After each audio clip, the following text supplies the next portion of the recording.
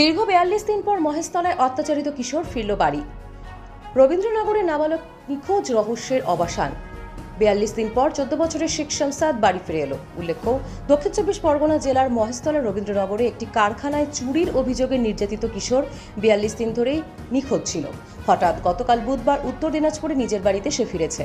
খবর পেয়ে ইতিমধ্যে ইসলামপুর থানার পুলিশ তাকে নিজেদের হেফাজতে নিয়ে জিজ্ঞাসাবাদ শুরু করে। কিন্তু একটাই প্রশ্ন ছিল, সে এতদিন কোথায় ছিল? পুলিশ ধন্দে।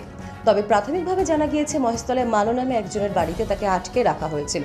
কোনো রকমে জানালার ফাঁক দিয়ে পালিয়ে এসেছে। নাবালক পুলিশকে জানিয়েছে। বজবজ থেকে পালিয়ে শিয়ালদহ স্টেশনে আসে, তারপর ট্রেন ধরে কিষানগঞ্জে নামে। ৩০ কিলোমিটার পায়ে হেঁটে গতকাল বিকেল ৪টের সময় মাটিগুন্ডার ১ নম্বর গ্রাম পঞ্চায়েতে পৌঁছায়। পরে একজন সাইকেল চেপে সে বাড়ি আসে। গত ২৮ মে থেকে নিখোঁজ ছিল এই নাবালক। রবীন্দ্রনগর থানার মহেশতলা জিন্সের ধোলাই কারখানায় মোবাইল চুরির অপরাধী উল্টো করে ঝুলিয়ে তার উপর চালানো হয়েছিল অত্যাচার। সোশ্যাল মিডিয়ায় ভাইরাল হবার পর এলাকায় চাঞ্চল্য ছড়িয়ে পড়ে।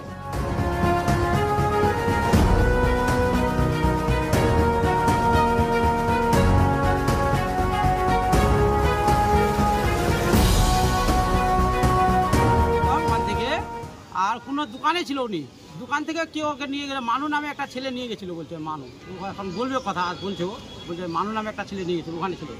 তো এই যে ৪২ দিন বাচ্চাটা কোথায় ছিল? ওদের বাড়ি মানু নামে যে ছেলেটার নাম বললো ওনার বাড়িতে ছিল বললো। ওর বাড়ি কোথায়? ওখানে আগ্রা। আগ্রা কোন থানায় পড়ে? যেখানে ওই মহেশতলা থানাতে আগ্রা। মহেশতলা থানাতে আগ্রা পড়ে ৪২ দিন ধরে বাচ্চা ছিল, আর পুলিশ খুঁজে পেল না। খুঁজে পায়নি, ওই জন্য ছেলেটা এখন আসছে, স্নান করছে। উনাকে আপনি নিজেই জিজ্ঞাসা করবেন কিভাবে ছিল, কে রাখছিল, উনি নিজেও বলতে পারবে। আমরা খালি যেটা আমি জিজ্ঞাসা করলাম, একটু ভালো মতন পরীক্ষা করতে বলতে পারছে না, ওই জন্য আমি বললাম আগ্রায় ছিলাম, আমি আগ্রাতেই ছিলাম আমি, আর মানু নামের ছেলেটা উনাকে রাখছিল। আপনাদের কি সন্দেহ হচ্ছে কেউ ওখানে রেখেছিল? আমরা তো সন্দেহ হচ্ছে, সন্দেহ নালের ছেলেরা কি করে রাখলো? সন্দেহ তো জরুর হচ্ছে, সন্দেহ নালে এত ছেলেরা কি করে?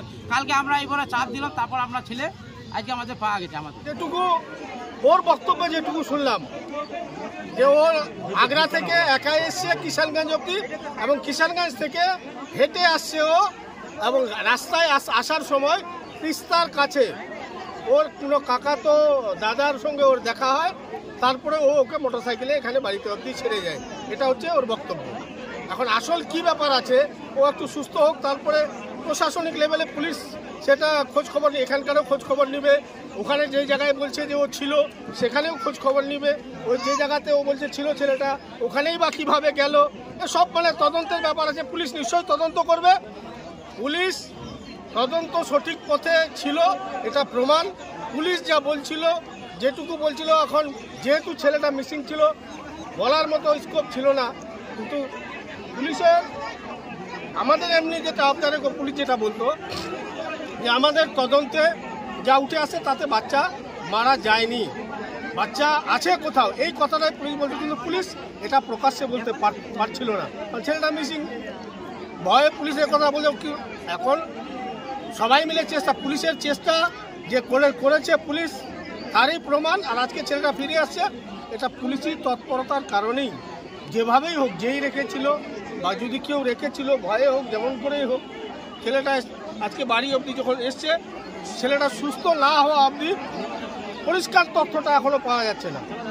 পরিষ্কার তথ্য তো পুলিশে বলতে পারবে, যে ওখান থেকে কিভাবে নিয়ে গেল, ও যে জায়গায় বলছে, এখন ওর কাছ থেকে সব জানবে, জানে এগুলো আবার তদন্ত করবে। তদন্ত করে তারপরে পরিষ্কার যখন পুলিশ স্টেটমেন্ট দিবে যে কিভাবে কোথায় গেল, সেটা হবে সঠিক স্টেটমেন্ট।